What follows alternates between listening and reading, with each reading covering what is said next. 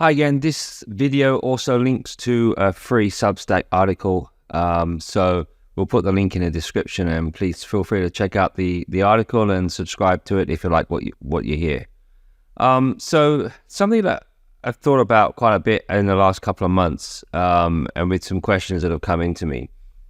Difference between the trading industry and other industries. If you look at every professional athlete, every professional sportsman, whether it's a golfer, a basketball player, doesn't matter what sport, athletics, swimming, every single successful professional athlete or sportsman will have one thing in common that many retail traders would never have done. And that is they seek out and they pay for a quality coach. If you asked any of those professional sportsmen, it would not even be thought of that you wouldn't need a professional coach, someone to help you, to teach you the basics, or even more than the basics. And the same goes for most or almost all occupations. Chefs will train under an experienced chef. Mechanics will serve an apprenticeship. Plumbers, all tradesmen will serve apprenticeship. Doctors will serve hundreds of hours on wards supervised before they're allowed to practice on their own. So in pretty much every single sphere where there's some skill involved, you'll find people will seek out education. And yet in the trading world, there are a large number of retail traders that somehow either won't accept it, or they don't want to pay for education. They just want to pick up as much free things as they can off of the internet, off of people that are other amateurs. And it's really, you have to ask yourself, how are you going to get professional outcomes without operating in a professional level? I see it because I have a website. The number of people that want the free information relative to people that actually will pay for the stuff that's really going to help them. I've seen that not just on my website, but I heard that from others as well. And I want to talk about the fact that, professional traders will seek out paid education as well. We don't just learn from the people we're with where we can learn for free. Yes, we do have that ability when you're trading on a bank desk or on a trading floor like I grew up with. Of course, we could talk and have sort of free education as such from talking to all the people around us. But I'll talk from my perspective. I sought out and went on a number of paid courses during the course of my career. And the banks that I worked at, the floors that exchanges, all provided similar education. So, I'll give some, for example, when I went down to the live floor to become an options market maker, the book that every options market maker would have read was the book by Sheldon Nadenberg about option volatility and pricing. Now, Nadenberg himself gave courses at exchanges, and I attended one of those courses in person with Nadenberg. Now, in reality, I found it quite theoretical as well. I don't think it helped me a lot in terms of carrying that into being an options market maker. But the opportunity to go on a course from Sheldon Nadenberg, I wasn't going to pass that up. And there's still things that I took out of that. I would say that, most option market makers on the floor who hadn't been to a previous Nadenberg course were on that course as well. Other times I did courses on technical analysis. I wanted to learn more about it. Subsequently, I did two courses, I should say, on technical analysis. I did the second course because I was so unnerved by what I heard on the first course. It just didn't seem to fit with me. And I wanted to make sure that the first course, even though it was a very well-known instructor, that he wasn't doing something a bit different. But I went on the second course. Again, both paid courses, both in person. There was, reasonably significant outlays. We're not talking about just a few $100s. But the second course reinforced to me that I didn't agree with the assumptions of technical analysis.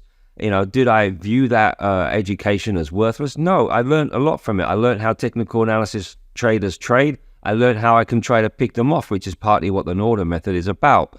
So the point I'm getting across is, though, about paying for education. You seek out the people that you think know what they're talking about, and you go and you get educated.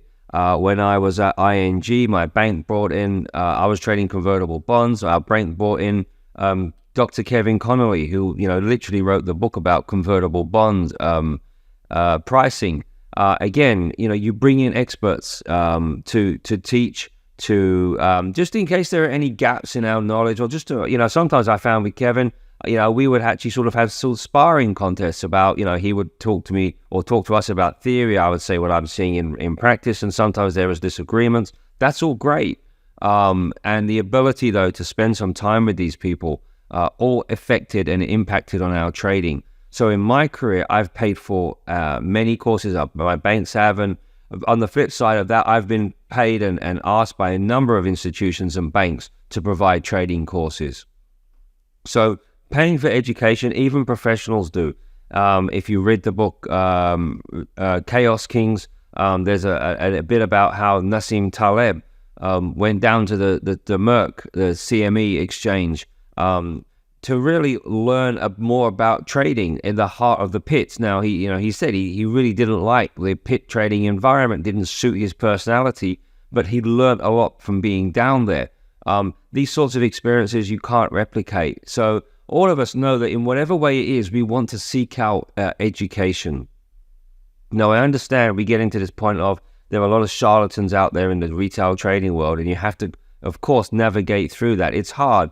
If you go into the Substack article, I give some ideas about how you can kind of separate people that really are knowledgeable traders.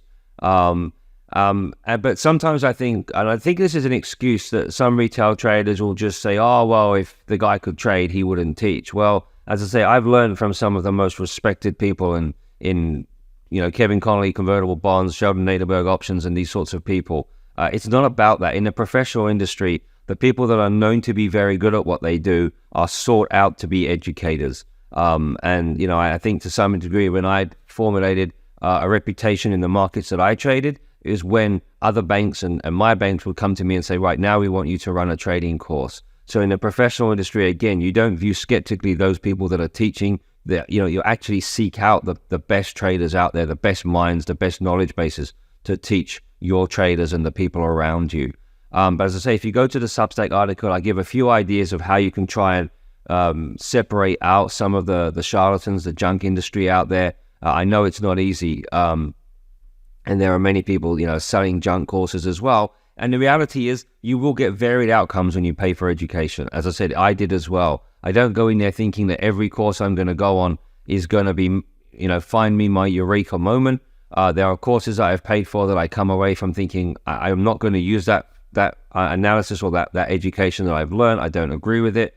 But in some cases, I then flip that, and if I think it's particularly bad, yet I think lots of people are using it, I can flip that to think, how can I pick those people off? So the point I want to get with, if you're any kind of top sportsman or the best chefs, everybody has worked and learned under people that are more experts. If you're trying to navigate around the trading industry by free resources, free forums, and just pick up bits and bobs, you'll pick up bits and bobs here and there, but some of what you'll pick up will be junk. And the reality of being able to put it together is going to take you a long, long time if you're ever going to do it. So it's not just about, seeking from me. There are, a number of very, very smart people out there who offer some very good education courses. It can save you time. There's that old quote about, if you think it's expensive to be taught by a professional, wait until you've been taught by an amateur. And unfortunately, that's what most retail traders do. It's not cheap to pick up free information on trading. Most of the time, it's probably going to cost you. So again, for a little bit more on this, check out the Substack article, link in the description. And thanks very much again for watching.